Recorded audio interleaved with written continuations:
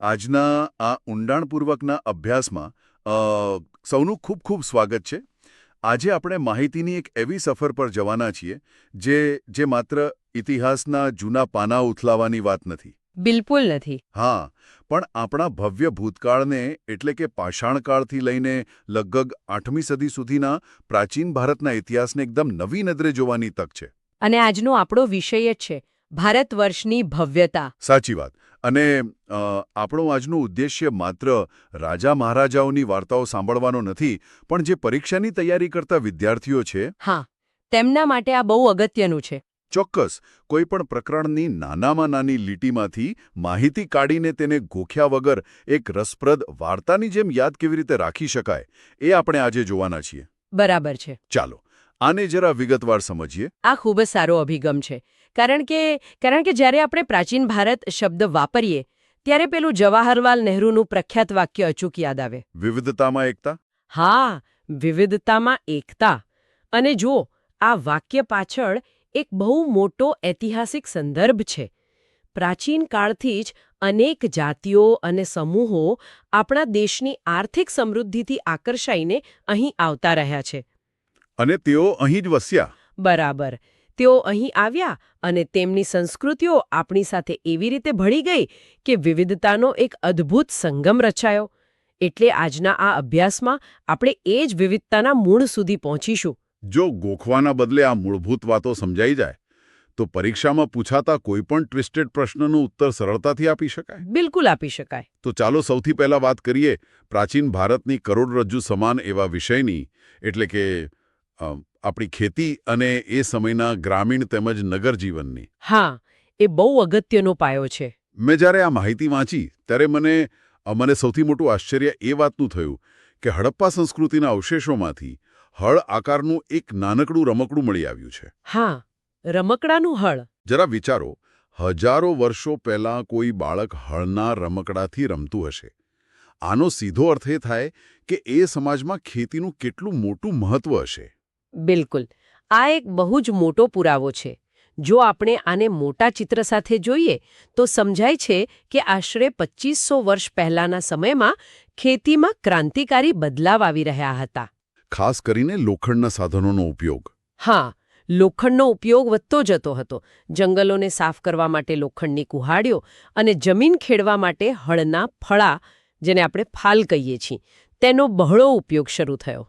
અને દાતરડું પણ ખરું ને? હા, દાતરડું અને કુહાડા જેવા સાધનો પણ હતા જ. અહીં એ સમજવું જરૂરી છે કે સમૃદ્ધ ગામડાઓ વગર કોઈ પણ મહાન સામ્રાજ્ય ટકી શકે નહીં. રાજાઓને જે કરવેરા જોઈતા હતા તે ખેતીમાંથી જ આવતા? સાચી વાત છે. અને એટલે જ ખેતીના વિકાસ માટે અત્યંત આયોજનબદ્ધ સિંચાઈ વ્યવસ્થા વિકસાવવામાં આવી. એ સમયે નહેરો, કૂવા, તળાવો અને કૃત્રિમ જળાશયો રાજાઓ દ્વારા ખાસ બનાવડાવવામાં આવતા. મતલબ કે ખેતી માત્ર લોકોના પેટ ભરવા પૂરતી નહોતી, પણ આખા અર્થતંત્રનું એન્જિન હતી. 100%. અને આ એન્જિનને ચલાવવા માટે ગામડાનો વહીવટ પણ મજબૂત હોવો જોઈએ. ઉત્તર ભારત અને દક્ષિણ ભારતના ગ્રામીણ વહીવટમાં જે તફાવત જોવા મળે છે તે ખરેખર રસપ્રદ છે. હા, તે વહીવટી માળખું બહુ અલગ હતું. મેં એવું વાંચ્યું હતું કે ઉત્તર ભારતમાં ગામનો જે વડો હતો તેને ગ્રામભોજક કહેવામાં આવતો. હા. અને આ ગ્રામભોજક કોઈ સામાન્ય વ્યક્તિ નહોતો. આ પદ સામાન્ય રીતે વંશ પરંપરાગત હતું. એટલે પિતા પછી પુત્ર એ પદ સંભાળે. બરાબર. આ ગ્રામભોજક મોટે ભાગે ગામનો સૌથી મોટો જમીન માલિક હતો. તે પોતાની જમીન પર ભાડુતી માણસો કે દાસ રાખીને ખેતી કરાવતો. હવે રાજાએ પણ એક સ્માર્ટ કામ કર્યું.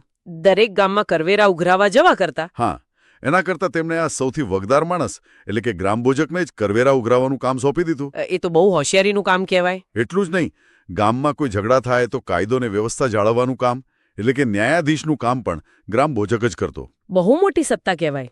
અને બીજી બાજુ જો દક્ષિણ ભારતની વાત કરીએ તો ત્યાં ગામડાનો સમાજ મુખ્યત્વે 3 ભાગમાં વહેંચાયેલો જોવા મળે છે. કયા 3 ભાગ? 1. મોટા જમીનદારો, 2. નાના ખેડૂતો અને 3. જમીન વિહોણા મજૂરો અથવા દાસ. આ સામાજિક માળખું MCQમાં સીધું જ પૂછાઈ શકે એવું છે. આ તો થઈ ગ્રામીણ જીવનની વાત, પણ જો આપણે એ સમયના નગર જીવન પર આવીએ તો 2500 વર્ષ પહેલા મહાજનપદોની જે રાજધાનીઓ હતી તે મોટાભાગે કિલ્લેબંધીથી સુરક્ષિત હતી. મોટા મોટા કિલ્લાઓ હતા. હા, અહીંથી જ વાત ખરેખર રસપ્રદ બને છે. હા, નગર આયોજન ખૂબ જ વ્યવસ્થિત હતું. જ્યારે પુરાતત્વવિદોએ ખોદકામ કર્યું ત્યારે ઘણા શહેરોમાંથી વલયકૂપ પ્રાપ્ત થયા. અંગ્રેજીમાં જેને રિંગવેલ કહેવાય છે. બરાબર. આ વલયકૂપ એ સમયના સિવિલ એન્જિનિયરિંગ અને સ્વચ્છતા પ્રત્યેની જાગૃતિનો અદ્ભુત પુરાવો છે. એકની ઉપર એક રિંગ ગોઠવીને બનાવેલા આ કૂવા આકારના વલયકૂપનો ઉપયોગ પાણી પીવા માટે નહોતો થતો. તો શેના માટે થતું? તેનો ઉપયોગ શૌચાલય, નીક અથવા તો કચરાપેટી તરીકે થતો હતો. તે વાપરતા હતા. જો પરીક્ષામાં પ્રશ્ન આવે કે વલયકૂપનો ઉપયોગ કયા હેતુઓ માટે થતો, તો આ 3 બાબતો શૌચાલય, નીક અને કચરાપેટી ખાસ યાદ રાખવી. આ તો આજના સ્માર્ટ સિટી જેવા જ આયોજનની વાત થઈ ગઈ. અને રોજિંદા જીવનની વાત કરીએ તો ખોરાકમાં ઘઉં, જવ, ચોખા, દૂધ, દહીં, ફળફળાદી અને માંસ માછલીનો ઉપયોગ થતો. હા, અને પહેરવેશ પણ બહુ વ્યવહારુ હતો. સામાન્ય રીતે 2 વસ્ત્રો પહેરતા ખરું ને? હા, નીચેના ભાગમાં પહેરાતા વસ્ત્રને નીવી કહેવાતું અને ઉપરના ભાગના વસ્ત્રને વાસ કહેવાતું. અને પેલો દુપટ્ટો? હા, ક્યારેક ઉપરના વસ્ત્ર પર અત્યારના દુપટ્ટા જેવું કાપડ લપેટવામાં આવતું, જેને અધિવાસ કહેતા. આ ત્રણેય શબ્દો નીવી, વાસ અને અધિવાસ કલા જોડકા જોડવાના પ્રશ્નોમાં પૂછાઈ શકે છે. બિલકુલ પૂછાઈ શકે. અને હવે આપણે એમના પહેરવેશ પરથી તેમના બૌદ્ધિક વારસા તરફ આગળ વધીએ. પ્રાચીન ભારતનો સૌથી મહત્વનો અને પરીક્ષાની દ્રષ્ટિએ સૌથી વધુ વેટેજ ધરાવતો કોઈ વિભાગ હોય તો તે છે સાહિત્યનો વારસો. આ તો માહિતીનો એક બહુ જ મોટો પહાડ છે. હા, પણ આ માહિતીને યાદ રાખવા આપણે તેને 3 ભાગમાં વહેંચી શકીએ: ધાર્મિક સાહિત્ય, ધર્મેતર સાહિત્ય અને વિદેશી મુસાફરોના વર્ણનો. ધાર્મિક સાહિત્યથી શરૂઆત કરીએ તો ભારતનું સૌથી પ્રાચીન ધાર્મિક સાહિત્ય એટલે વેદો, જે 4 છે: ઋગ્વેદ, યજુર્વેદ, સામવેદ અને અથર્વવેદ. એ વાત સાચી કે આ માહિતી બહુ વિશાળ છે, પણ આપણે તેને કનેક્ટ કરીને સમજીએ. જો વેદો છે તો એ સમયની સામાન્ય જનતા માટે તેને સમજવા અઘરા હતા. ભાષા થોડી કઠિન હશે. હા, એટલે આ વેદોને સરળ ભાષામાં સમજાવવા માટે અમુક માર્ગદર્શિકાઓ લખાઈ. આ માર્ગદર્શિકાઓ એટલે જ બ્રાહ્મણ ગ્રંથો અને આરણ્યકો. આ આરણ્યકો વિશે મેં ક્યાંક વાંચ્યું છે. સંસ્કૃતમાં અરણ્ય એટલે જંગલ. એકદમ સાચું. જે ઋષિમુનિઓ જંગલમાં શાંતિથી બેસીને ચિંતન કરીને જે ગ્રંથો રચતા તેને આરણ્યકો કહેવાયા. કયા કયા મુખ્ય છે આમાં? શતપથ બ્રાહ્મણ, ગોપથ બ્રાહ્મણ અને બૃહદારણ્યક આ પ્રકારના સૌથી અગત્યના ગ્રંથો છે. આ સમજૂતીથી શબ્દો યાદ રાખવા કેટલા સહેલા થઈ ગયા. હા, ગોખવાની જરૂર જ ન પડે. અને આપણા 2 મહાકાવ્યો રામાયણ અને મહાભારતનો ઉલ્લેખ પણ બહુ અગત્યનો છે. વાલ્મીકીએ રચેલા રામાયણમાં તો ભગવાન શ્રી રામની કથા છે જ. હા, આદર્શ સમાજ જીવનનું ચિત્રણ જોવા મળે છે. પણ મહાભારત વિશેની એક હકીકત ખરેખર ચોંકાવનારી છે. વેદવ્યાસ રચિત મહાભારત જ્યારે શરૂઆતમાં લખાયું ત્યારે તે માત્ર જય સંહિતાના નામે ઓળખાતું હતું. હા, જય સંહિતા. અને પછી સદીઓ સુધી તેમાં નવી કથાઓ ઉમેરાતી ગઈ, સંપાદન કરતું ગયું અને ધીમે ધીમે તે 1 લાખ શ્લોકોનું વિશાળ મહાભારત બની ગયું. અત્યારની ભાષામાં કહીએ તો જાણે એક નાનકડી વાર્તામાંથી આખો એક સિનેમેટિક યુનિવર્સ બની ગયો. બહુ જ સરસ ઉદાહરણ આપ્યું. અને હવે થોડા આંકડાઓ પર ધ્યાન આપીએ. ભારતીય ચિંતનના મહામૂલ્ય ગ્રંથો એટલે ઉપનિષદો. ઉપનિષદ એટલે ગુરુની પાસે બેસીને મેળવેલું જ્ઞાન. બરાબર. આ ઉપનિષદોની સંખ્યા 108 છે. આપણે આને પ્રાચીન સમયના એવા ડિબેટ્સ ગણી શકીએ જેમાં જીવન, મૃત્યુ અને બ્રહ્માંડ પર ચર્ચા થતી. કઠ, કેન, પ્રશ્ન, મુંડક, માંડુક્ય, ઈશાવાસ્યમ અને છાંદોગ્ય જાણીતા છે. અને પુરાણો વિશે શું? પુરાણો 18 છે, જેમાં જૂની કથાઓ સચવાયેલી છે. વિષ્ણુ પુરાણ, ગરુડ પુરાણ, વાયુ પુરાણ, મત્સ્ય પુરાણ અને ભાગવત પુરાણ તેમાં મુખ્ય છે. હિન્દુ ધર્મ પછી બૌદ્ધ અને જૈન ધર્મના સાહિત્યમાંથી પણ ઘણી માહિતી મળે છે. બૌદ્ધ ધર્મના મૂળ ગ્રંથોને ત્રિપિટક કહેવાય છે. ત્રિપિટક એટલે જ્ઞાનની 3 ટોપલીઓ. હા, તેમાં 3 ભાગ છે. સુત્ત પિટક, વિનય પિટક, જેમાં બૌદ્ધ સાધુઓ માટેના નિયમો છે, અને અભિધમ્મ પિટક. આ ઉપરાંત બૌદ્ધ સાહિત્યમાં નાગસેનનો ગ્રંથ મિલિંદ પાન્હો બહુ જ પ્રખ્યાત છે. તેમાં ગ્રીક રાજા મિનેન્ડર અને નાગસેન વચ્ચેનો સંવાદ છે. હા, અને આર્યમંજુષી શ્રીમૂળ કલ્પ પણ અગત્યનો ગ્રંથ છે. એક બીજી ખાસ બાબત જે અલગથી પૂછાઈ શકે તે એ છે કે બૌદ્ધ ધર્મનો ફેલાવો છેક તિબેટ સુધી થયો હતો. હા, મેં વાંચ્યું છે કઝાર અને તંજર. બિલકુલ. તિબેટ ભાષામાં બૌદ્ધ ગ્રંથોની આ બે સંહિતા બહુ પ્રસિદ્ધ છે. આ નામ નોંધવા જેવા છે. અને જૈન ધર્મના સાહિત્યની વાત કરીએ તો જૈન ગ્રંથોને આગમ કહેવામાં આવે છે. આ આગમ ગ્રંથોની સંખ્યા 12 છે. જૈન ધર્મનું પ્રાચીન સાહિત્ય 14 પર્વ અને 12 અંગમાં વહેંચાયેલું છે. એટલે આ આંકડાઓ 12 આગમ, 14 પર્વ, 12 અંગ નોંધવા જરૂરી છે, કારણ કે સીધે જ પરીક્ષામાં આવી શકે. સાચી વાત. ધાર્મિક સાહિત્ય પછી જો ધર્મેત્તર સાહિત્ય પર આવીએ તો આ એવા ગ્રંથો છે જેમનો મુખ્ય વિષય ધર્મ નથી. એટલે કાવ્યો, નાટકો અને વ્યાકરણ ગ્રંથો વગેરે. હા, અને ખાસ તો સ્મૃતિઓ. આ સ્મૃતિઓ ખરેખર તો પ્રાચીન ભારતના કાયદા ગ્રંથો હતા. જેમ આજે આપણું બંધારણ છે તેમ એ સમયે મનુસ્મૃતિ, યાજ્ઞવલ્ક્ય સ્મૃતિ અને નારદ સ્મૃતિ સમાજના નિયમો નક્કી કરતા. અને કૌટિલ્યનું અર્થશાસ્ત્ર પણ અર્થવ્યવસ્થા અને રાજનીતિનો મહાન ગ્રંથ જ છે. બિલકુલ. અને આપણે સાહિત્યની વાત કરતા હોઈએ ત્યારે દક્ષિણ ભારતને કેવી રીતે ભૂલાય? દક્ષિણ ભારતમાં એક બહુ જ અદ્ભુત પરંપરા ઊભી થઈ જેને સંગમ સાહિત્ય કહેવાય છે. સંગમ એટલે? સભા. હા, મદુરાઈમાં 3 મોટા સંગમ મળ્યા જેમાં 1600 જેટલા કવિઓએ ભેગા મળીને વીર કાવ્યોની રચના કરી. આ તો જાણે પ્રાચીન સમયનું કોઈ લિટરેચર ફેસ્ટિવલ હતું. બહુ મોટી ઇવેન્ટ કહેવાય. આના 2 મહાકાવ્યો શિલ્લપ્પદિકારમ અને મણિમેખલાઈ ખૂબ જ પ્રખ્યાત છે. આનાથી એક બહુ જ મહત્વનો પ્રશ્ન ઊભો થાય છે. કયો પ્રશ્ન? આ બધું સાહિત્ય તો આપણે જાતે લખ્યું, એટલે આપણા વખાણ તો કરવાના જ. પણ શું દુનિયાના અન્ય દેશો પણ ભારતની આ સમૃદ્ધિ વિશે જાણતા હતા? હા, કોઈ થર્ડ પાર્ટી વેરિફિકેશન છે કે નહીં? એક્ઝેક્ટલી. શું કોઈ બહારની વ્યક્તિએ આની નોંધ લીધી છે? અને તેનો જવાબ છે વિદેશી મુસાફરોના વર્ણનો. મેગેસ્થેનિસ જેવા લોકો. હા, ચંદ્રગુપ્ત મૌર્યના સમયમાં ગ્રીક રાજદૂત મેગેસ્થનેસ ભારતમાં રોકાયા હતા. તેમણે ઇન્ડિકા નામનું પુસ્તક લખ્યું જેમાં પાટલીપુત્રની ભવ્યતાનું એવું વર્ણન છે જે સાબિત કરે છે કે ભારત ખરેખર સમૃદ્ધ હતું. અને પેલો ગ્રીક નાવિક ટોલેમી? હા, તેણે ભૂગોળ નામનો ગ્રંથ લખ્યો જેમાં ભારતના બંદરો વિશે માહિતી છે.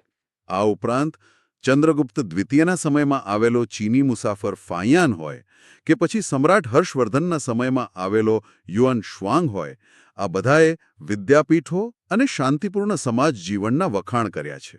બિલકુલ. હવે આ પુસ્તકોની દુનિયામાંથી બહાર આવીને જમીને હકીકત એટલે કે વેપાર, કલા અને સ્થાપત્ય તરફ નજર કરીએ. હા, વેપારનું આયોજન બહુ જ મજબૂત હતું. ગુજરાતના લોથલ બંદરનો ઉલ્લેખ સૌથી પહેલા કરવો પડે.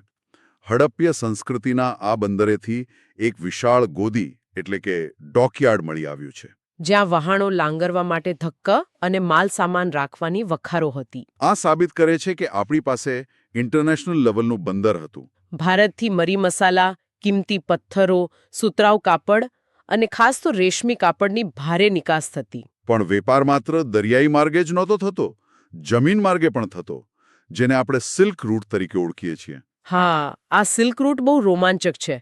ચીનથી વેપારીઓ પગપાળા કે ઘોડા અને ઊંટ પર બેસીને અત્યંત ખતરનાક પહાડી રસ્તાઓ પાર કરતા. અને રેશમ વેચતા. હા, રેશમ એ સમયે જાણે આજની કોઈ પ્રીમિયમ પ્રોડક્ટ જેવું મૂલ્યવાન હતું. તેઓ જે રસ્તેથી પસાર થતા તેમાં ભારતનો ઉત્તર પશ્ચિમ ભાગ પણ આવતો. છેક રોમ સુધી વેપાર થતો હતો. બિલકુલ. વેપારની આ આર્થિક સમૃદ્ધિએ કલાને પણ ખીલવાની તક આપી. ચિત્રકલાની વાત કરીએ તો મધ્યપ્રદેશમાં આવેલા ભીમબેટકામાંથી પાષાણ યુગના એટલે કે આદિમાનવોએ દોરેલા 500 કરતાં વધુ ચિત્રો મળ્યા છે. ગુફાની દિવાલો પર? હા, જાણે દુનિયાનું સૌથી જૂનું ઇન્સ્ટાગ્રામ. લોકો પોતાના શિકારના ફોટા શેર કરતા હતા. બહુ સરસ સરખામણી છે આ. અને ત્યાર પછી અજંતા, એલોરા અને બાઘની ગુફાઓના ચિત્રો જુઓ. અજંતા એલોરામાં બુદ્ધની જાતક કથાઓ પર આધારિત ચિત્રો છે. તેમાં પદ્મપાણીનું ચિત્ર તો આખી દુનિયામાં પ્રખ્યાત છે. અને ઇલોરાનું કૈલાસ મંદિર જે એક જ શિલાને કોતરીને બનાવ્યું છે તે તો કમાલ છે. શિલ્પકલા વિશે વાત નીકળી જ છે તો 2 મુખ્ય શૈલીઓ વચ્ચેનો તફાવત બરાબર સમજવો જરૂરી છે. એક ગાંધાર અને બીજી મથુરા. હા, પહેલી ગાંધાર કલા. આ શૈલી ઉત્તર પશ્ચિમ ભારતમાં એટલે કે આજના અફઘાનિસ્તાન પાસેના તક્ષશિલા અને ગાંધાર વિસ્તારમાં વિકસી. ત્યાં ગ્રીક લોકો અને ભારતીય લોકોના સંપર્કથી આ શૈલી બની. એટલે તેમાં ગ્રીક અને ભારતીય કલાનો સંગમ જોવા મળે છે. અફઘાનિસ્તાનમાં બામિયાન અને ચારસડ્ડામાં આ શૈલીની બુદ્ધની પ્રતિમાઓ છે. અને બીજી શૈલી બીજી મથુરા કલા. આ શૈલી સંપૂર્ણપણે ભારતીય છે. તેમાં કોઈ વિદેશી પ્રભાવ નથી. રસપ્રદ બાબત એ છે કે મથુરા કલામાં પણ શરૂઆતમાં બુદ્ધની જ મૂર્તિઓ બની. અને પછી હિન્દુ દેવી દેવતાઓની મૂર્તિઓ બની. બિલકુલ. આ શિલ્પોની સાથે સ્થાપત્યમાં સ્તૂપ અને વિહારોનો કન્સેપ્ટ પણ બહુ અગત્યનો છે. સ્તૂપ એટલે એક ગુંબજ કે અંડાકાર આકારનું એવું સ્થાપત્ય જેની અંદર ભગવાન બુદ્ધના અવશેષો સુરક્ષિત રખાતા. અશોકના સમયના સાંચીનો સ્તૂપ, લુંબિનીનો સ્તૂપ અને સારનાથનો સ્તૂપ આના ઉત્તમ ઉદાહરણો છે. અને કનિષ્કનો સ્તૂપ પણ ખરો. હા, સમ્રાટ કનિષ્કે પેશાવરમાં એક વિશાળ સ્તૂપ બનાવડાવ્યો હતો જેને શાહજી કી ડેરી કહેવામાં આવે છે. સ્તૂપોની સાથે જ ચૈત્યો પણ હતા. ચૈત્યો એટલે પર્વતોને કોતરીને બનાવેલા મોટા પ્રાર્થના ગૃહો. હા, અને વિહારો એટલે સાધુઓને રહેવા અને ભણવા માટે બનાવેલી ગુફાઓ. તો આ બધાનો અર્થ શું થાય? આટલી અદ્ભુત કલા અને વ્યાપાર એમનેમ તો નહીં જ બન્યા હોય. આ બધાના મૂળમાં હતો આપણો શિક્ષણનો અનેરો વારસો. બિલકુલ. શિક્ષણ સૌથી પાયાની વાત છે. આપણે આગળ જોયું તેમ હડપ્પીય સભ્યતામાં વલયકૂપ અને ગટર યોજના હતી જે સિવિલ એન્જિનિયરિંગ વગર શક્ય નથી. તેઓ કાંસુ બનાવતા એટલે રસાયણશાસ્ત્રનું જ્ઞાન પણ હતું. અને જ્યારે ઔપચારિક શિક્ષણની વાત કરીએ તો પ્રાચીન ભારતમાં 5 મહાન વિદ્યાપીઠો હતી જેને આપણે આંતરરાષ્ટ્રીય યુનિવર્સિટીઓ કહી શકીએ. તક્ષશિલા સૌથી જૂની. હા, ઉત્તર પશ્ચિમ ભારતમાં આવેલી તક્ષશિલા વિદ્યાપીઠ. અહીં નીતિશાસ્ત્ર, સંસ્કૃત વ્યાકરણ, ખગોળ અને જ્યોતિષ જેવા 64 જેટલા વિષયો ભણાવવામાં આવતા. વ્યાકરણશાસ્ત્રી પાણિની, રાજનીતિજ્ઞ ચાણક્ય, સમ્રાટ ચંદ્રગુપ્ત મૌર્ય આ બધા જ અહીં ભણ્યા હતા. અને બિહારમાં આવેલી નાલંદા વિદ્યાપીઠની પ્રતિષ્ઠા પણ બહુ મોટી હતી. વિદેશથી પણ વિદ્યાર્થીઓ આવતા. નાલંદા વિશે એક આશ્ચર્ય પમાડતી હકીકત એ છે કે ત્યાંના આચાર્યો નાગાર્જુનને પારાની ભસ્મ બનાવીને તેને ઔષધિ તરીકે વાપરવાની શરૂઆત કરી હતી. આજના વિજ્ઞાન માટે પણ પારાને દવામાં ફેરવવો એ બહુ મોટું કામ ગણાય. અને ગુજરાતની વલ્ભી વિદ્યાપીઠની વાત કરીએ. હા, વલ્ભીની પ્રવેશ પ્રક્રિયા બહુ અઘરી હતી. આચાર્યો સાથે ઇન્ટરવ્યૂ થતા. આજના સમયમાં જે યુપીએસસી કે જેઈઈની પરીક્ષામાં સિસ્ટમ છે એવી જ સિસ્ટમ હજારો વર્ષો પહેલા વલ્ભીમાં હતી. એટલે એન્ટ્રન્સ એક્ઝામનું ટેન્શન આજના વિદ્યાર્થીઓ માટે કંઈ નવું નથી. બિલકુલ નથી. આ ઉપરાંત બંગાળમાં વિક્રમશિલા અને ઓદનપુરી નામની વિદ્યાપીઠો પણ હતી. ત્યાં વિશાળ પુસ્તકાલયો હતા. અને જ્યાં આટલું ઉચ્ચ જ્ઞાન હોય ત્યાં આર્થિક સમૃદ્ધિ તો હોવાની જ. આનું સૌથી મોટું પ્રમાણપત્ર એ સમયના સિક્કાઓ છે. હા, ભારતના સૌથી જૂના સિક્કા ઈસવીસન પૂર્વે 5મી સદીના છે, જેને પંચમા કોઈન તરીકે ઓળખવામાં આવે છે. ધાતુના ટુકડાને બીબામાં મૂકીને દબાણ આપીને આ સિક્કા બનાવાતા. પણ સિક્કાઓની ખરી ભવ્યતા ગુપ્તકાળમાં જોવા મળે છે. ગુપ્તકાળના સુવર્ણ સિક્કાઓ તો જાણે રાજાઓની ઇન્સ્ટાગ્રામ પ્રોફાઇલ જેવા હતા. હા, રાજાઓ પોતાની સિદ્ધિઓ આ સિક્કાઓ પર કોતરાવતા. સમુદ્રગુપ્તના સિક્કાઓ પર તેને વીણા વગાડતો દર્શાવ્યો છે. અને કેટલાકમાં વાઘનો શિકાર કરતા દર્શાવ્યા છે. ચંદ્રગુપ્ત દ્વિતીયના સમયના સિંહ વિક્રમના સિક્કાઓ મળ્યા છે. આ બધા શુદ્ધ સોનાના છે. જો આપણે આજના આ પૂરા અભ્યાસને એક સાથે જોઈએ તો સ્પષ્ટ થાય છે કે આપણે જે નાની નાની વિગતોની ચર્ચા કરી છે તે બધી જ બાબતો ભેગી મળીને પ્રાચીન ભારતના સામાજિક, આર્થિક અને સાંસ્કૃતિક વિકાસનો જીવંત નકશો રજૂ કરે છે. હા, અને આ વિશ્લેષણથી પરીક્ષાના તમામ પ્રશ્નોની તૈયારી તો થાય જ છે, પણ ઇતિહાસને ઘોખવાના બદલે સમજવાની દૃષ્ટિ મળે છે. સાચી વાત છે. આજના આ સેશનમાં આપણે ઘણી બધી અદ્ભુત વાતો કરી, પણ જતાં જતાં હું સાંભળનારા મિત્રો માટે એક વિચારવા લાયક પ્રશ્નો મૂકવા માંગુ છું. આજે આપણે આધુનિક ટેકનોલોજી અને હાઈ સ્પીડ ઇન્ટરનેટ પર ગર્વ કરીએ છીએ, પરંતુ વિચારો કે હજારો વર્ષો પહેલાં કોઈ આધુનિક સંચાર માધ્યમો વિના આપણા પૂર્વજોએ પ્રવેશિકા જેવી કડક શિક્ષણ વ્યવસ્થા કેવી રીતે ઊભી કરી હશે? ખરેખર વિચારવા જેવું છે. સિલ્ક રૂટ જેવી આંતરરાષ્ટ્રીય સપ્લાય ચેન કેવી રીતે મેનેજ કરી હશે? અને ભૂગર્ભ ગટર જેવું અદ્ભુત નગર આયોજન કેવી રીતે શક્ય બનાવ્યું હશે? જો સમયના વહેણમાં આટલું ઉચ્ચ જ્ઞાન લુપ્ત ન થયું હોત તો આજનો આપણો સમાજ ક્યાં પહોંચ્યો હોત? અહીં શીખવા મળેલી આ બાબતો પર થોડો સમય કાઢીને જરૂરથી વિચારજો. ફરી મળીશું આવી જ એક રસપ્રદ માહિતીની સફરમાં. ત્યાં સુધી નવું જાણતા રહો અને શીખતા રહો.